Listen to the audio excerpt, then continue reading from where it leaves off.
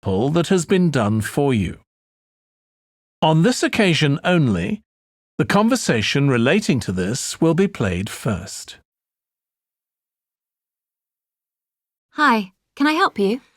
I'd like to find out if you have any excursions suitable for families. Sure. How about taking your family for a cruise?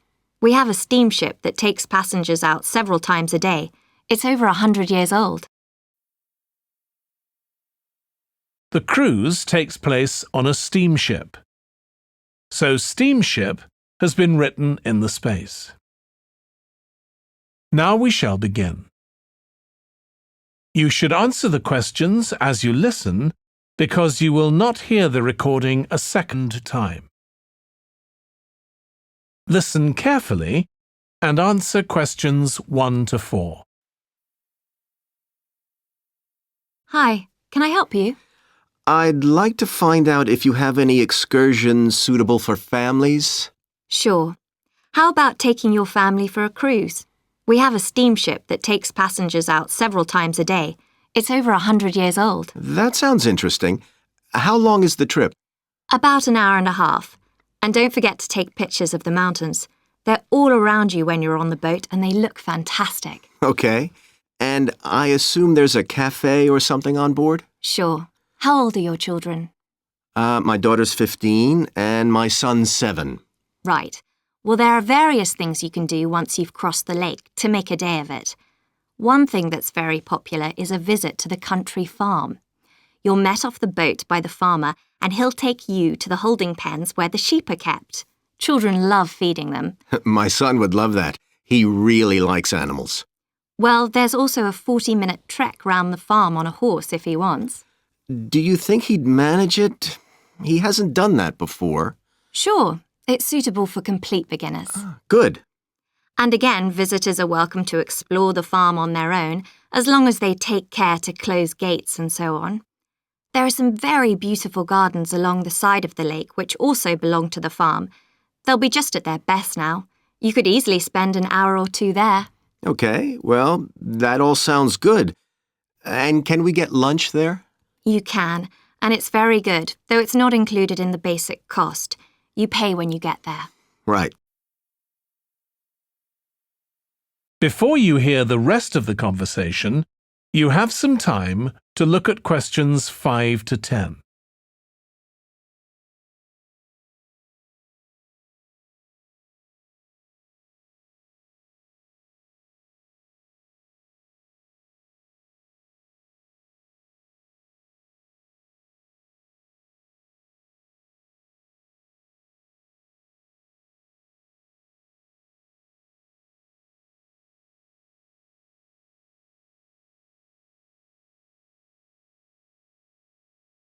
Now listen and answer questions 5 to 10. So, is there anything else to do over on that side of the lake? Well, what you can do is take a bike over on the ship and then go on a cycling trip. There's a trail there called the Back Road. You could easily spend 3 or 4 hours exploring it, and the scenery's wonderful. They'll give you a map when you get your ticket for the cruise. There's no extra charge. What's the trail like in terms of difficulty? Quite challenging in places. It wouldn't be suitable for your 7-year-old. It needs someone who's got a bit more experience. Well, my daughter loves cycling, and so do I, so maybe the 2 of us could go, and my wife and son could stay on the farm. That might work out quite well. But we don't have bikes here. Is there somewhere we could rent them? Yes, there's a place here in the city. It's called Ratcheson's. I'll just make a note of that. How do you spell it? Ratchesons.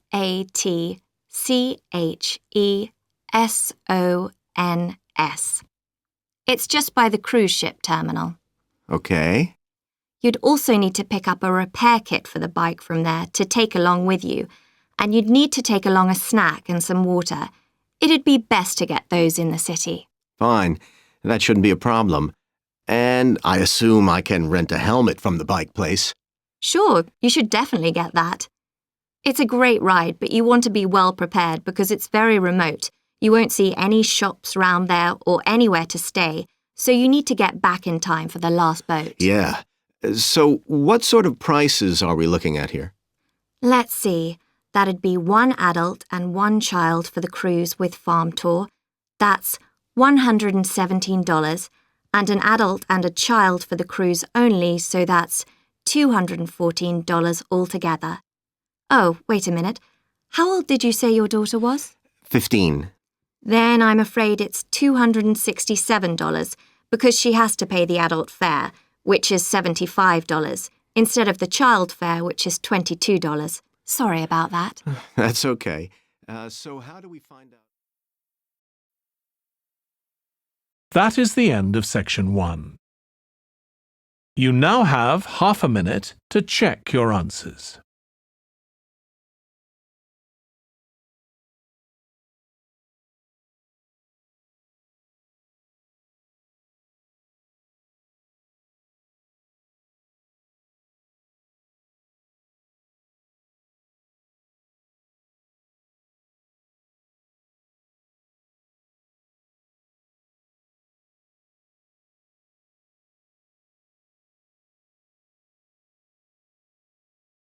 Now turn to section 2.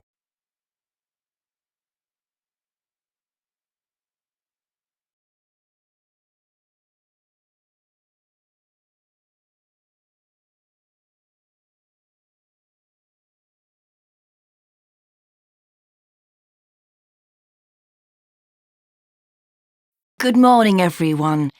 My name's Joy Parkins, and I'm the restaurant manager. And I understand that none of you have had any previous experience as kitchen assistants. Well, you might be feeling a bit nervous now, but most of our kitchen assistants say they enjoy the work. OK, they might get shouted at sometimes, but it's nothing personal. And they're pleased that they have so many different things to do, which means they never get bored. And I'll tell you straight away that if you do well, we might think about moving you up and giving you some more responsibility. Right, well, you've all shown up on time, which is an excellent start. Now, I'm glad to see none of you have unsuitable footwear, so that's good. You need to be careful as the floors can get very wet and slippery. Those of you with long hair have got it well out of the way, but some of you'll need to remove your rings and bracelets. Just put them somewhere safer today. And remember to leave them at home tomorrow, as they can be a safety hazard. Now, it's going to be a busy day for you all today. We don't have any tables free for this evening, and only a few for lunch. Fortunately, we've got our head chef back. He was away on holiday all last week, which meant the other chefs had extra work. Now, I'll tell you a bit more about the job in a minute, but first some general regulations. For all of you, whatever your age, there's some equipment you mustn't use until you've been properly trained, like the waste disposal system, for example, for health and safety reasons. Then I think there are 2 of you here who are under 18. That's Emma and Jake, isn't it?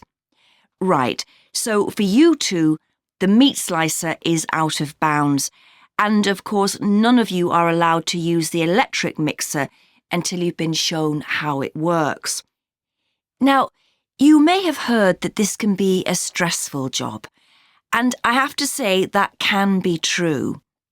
You'll be working an 8-hour day for the first week, though you'll have the chance to do overtime after that as well if you want to.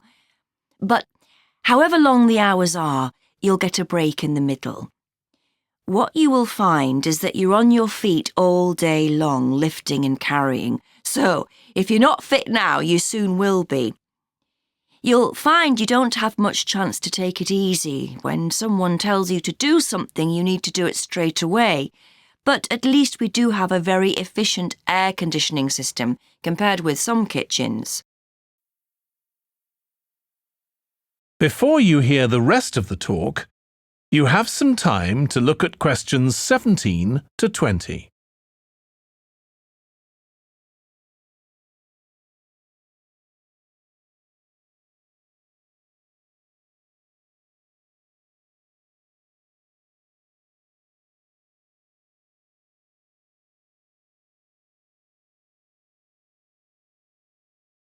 Now listen and answer questions 17 to 20. Now, let me tell you about some of the people you need to know. So, as I said, I'm Joy Parkins, and I decide who does what during the day and how long they work for. I'll be trying to get you to work with as many different people in the kitchen as possible, so that you learn while you're on the job. One person whose name you must remember is David Field. If you injure yourself at all, even if it's really minor, you must report to him, and he'll make sure the incident is recorded and you get the appropriate treatment. He's trained to give basic treatment to staff himself, or he'll send you off somewhere else if necessary. Then there's Dexter Wills. He's the person you need to see if you smash a plate or something like that. Don't just leave it and hope no one will notice. It's really important to get things noted and replaced, or there could be problems later. And finally, there's Mike Smith. He's the member of staff who takes care of all the stores of perishables. So, if you notice we're getting low in flour or sugar or something, make sure you let him know so he can put in an order. OK, now the next thing we need to cover. Section 3. You will hear two students called Trudy and Stuart, who are both studying to be librarians, discussing a paper that they are going to write together. First, you have some time to look at questions 21 to 23.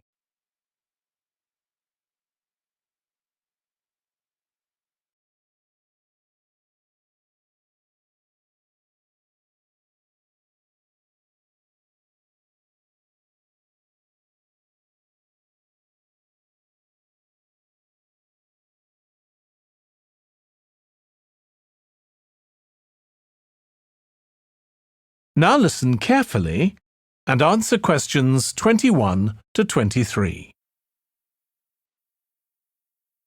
OK, Stuart, we need to start planning our paper on public libraries. Have you thought of an angle yet?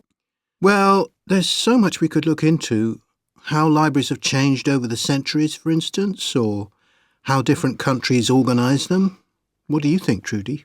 Maybe we should concentrate on this country and try and relate the changes in libraries to external developments, like the fact that far more people can read than a century ago, and that the local population may speak lots of different languages.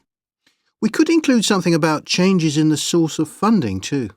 Yes, but remember we're only supposed to write a short paper, so it's probably best if we don't go into funding in any detail. Right. Well, shall we just brainstorm a few ideas to get started? OK.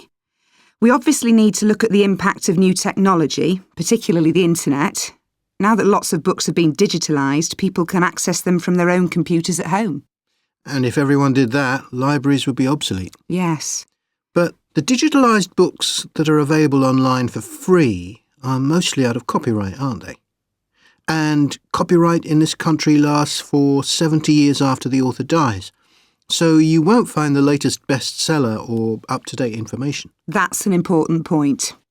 Anyway, I find it hard to concentrate when I'm reading a long text on a screen. I'd much rather read a physical book. And it takes longer to read on a screen. Oh, I prefer it. I suppose it's just a personal preference. I expect the libraries will go on evolving in the next few years. Some have already become centres where community activities take place, like local clubs meeting there. I think that'll become even more common. I'd like to think so. And that they'll still be serving their traditional function, but I'm not so sure. There are financial implications after all. What I'm afraid will happen is that books and magazines will all disappear and there'll just be rows and rows of computers. They won't look anything like the libraries we're used to. Well, we'll see. Before you hear the rest of the discussion, you have some time to look at questions 24 to 30.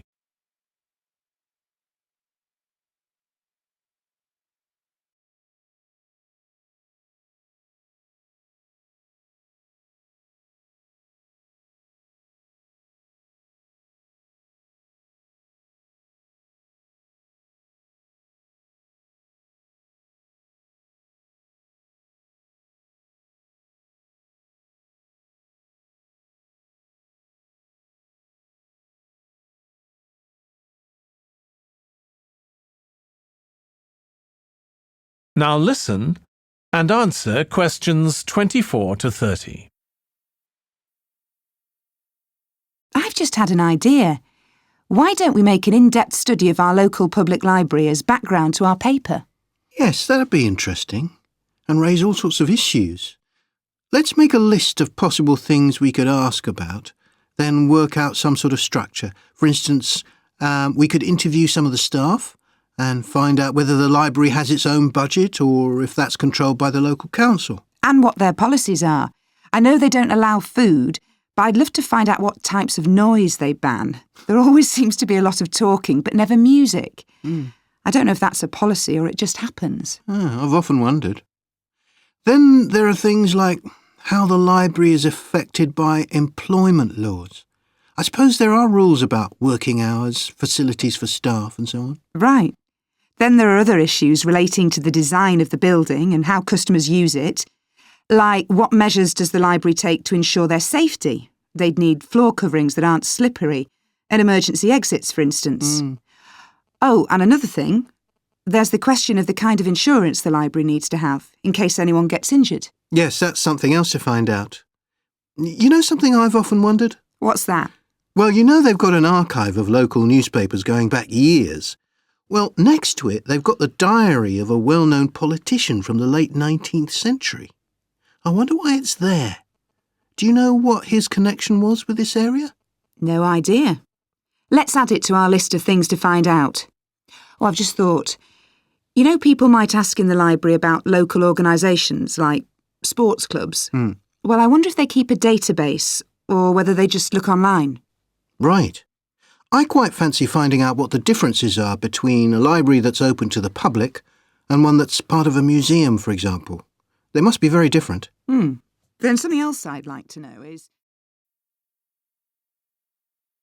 That is the end of section 3. You now have half a minute to check your answers.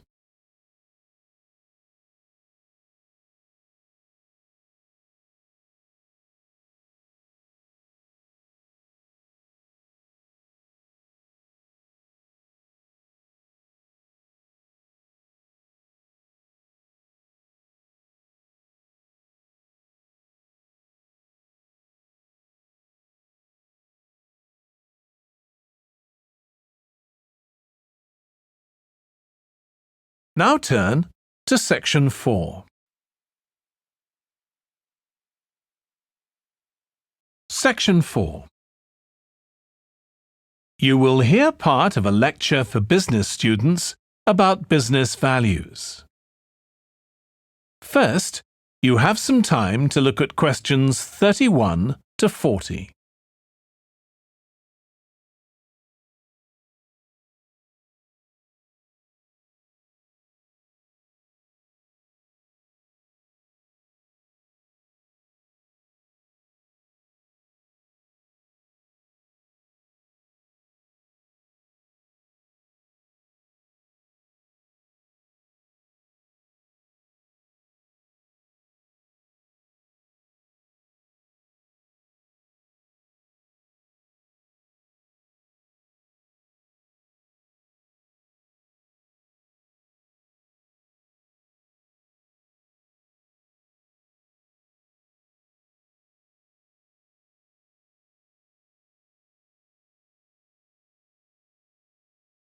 Now listen carefully and answer questions 31 to 40.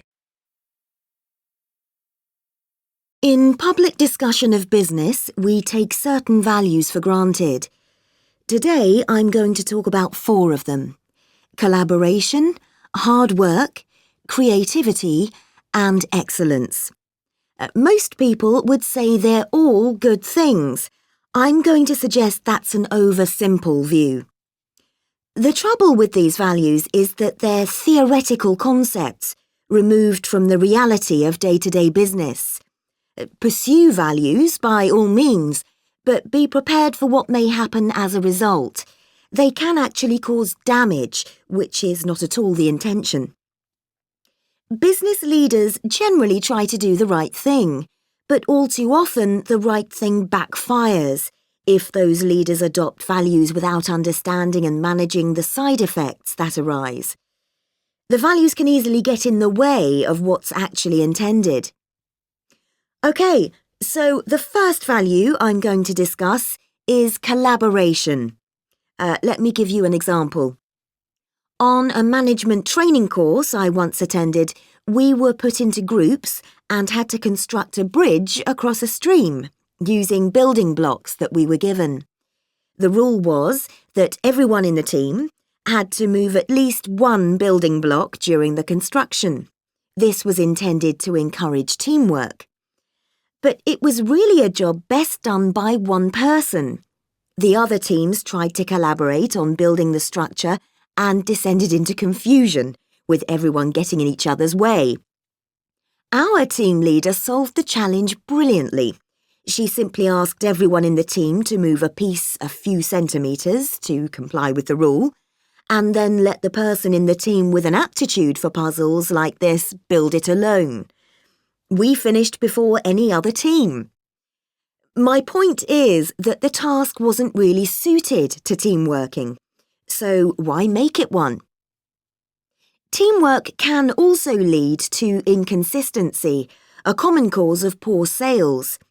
In the case of a smartphone that a certain company launched, one director wanted to target the business market, and another demanded it was aimed at consumers.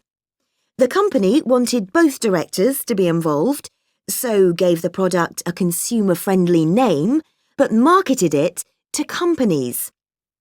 The result was that it met the needs of neither group. It would have been better to let one director or the other have his way, not both.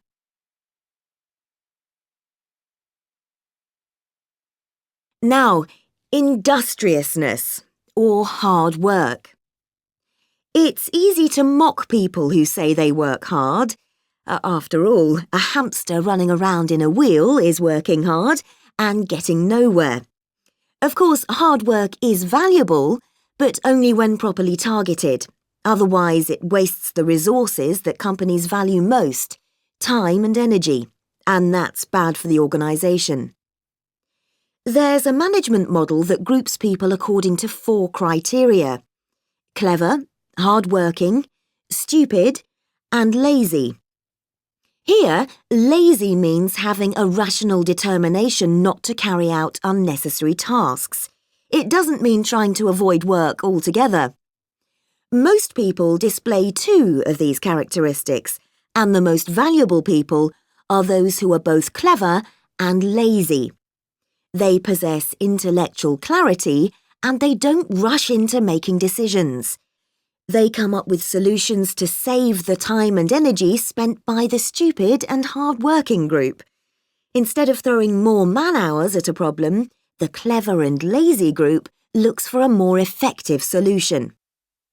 Next, we come to creativity. This often works well. Creating an attention-grabbing TV commercial, for example, might lead to increased sales. But it isn't always a good thing.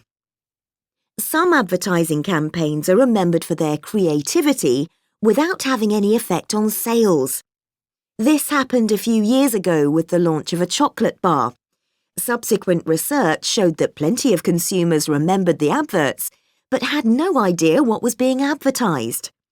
The trouble is that the creator derives pleasure from coming up with the idea and wrongly assumes the audience for the campaign will share that feeling. A company that brings out thousands of new products may seem more creative than a company that only has a few, but it may be too creative and make smaller profits. Creativity needs to be targeted to solve a problem that the company has identified. Just coming up with more and more novel products isn't necessarily a good thing. And finally, excellence. We all know companies that claim they strive for excellence, but it takes a long time to achieve excellence. In business, being first with a product is more profitable than having the best product. A major study of company performance compared pioneers, that is, companies bringing out the first version of a particular product, with followers, the companies that copied and improved on that product. The study found that the pioneers commanded an average market share of 29%, while the followers achieved less than half that, only 13%, even though their product might have been better. Insisting on excellence in everything we do is time-consuming, wastes energy, and leads to losing out on opportunities. Sometimes second-rate work is more worthwhile than excellence. Make sure it's excellent sounds like a good approach to business, but the just get started approach is likely to be more successful. That is the end of section 4. You now have half a minute to check your answers.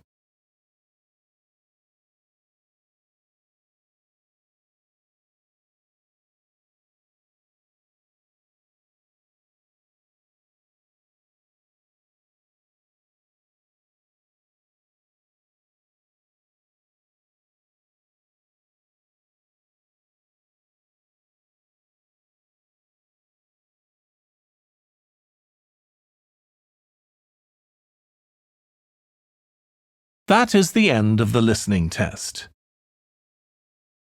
In the IELTS test, you would now have 10 minutes to transfer your answers to the answer sheet.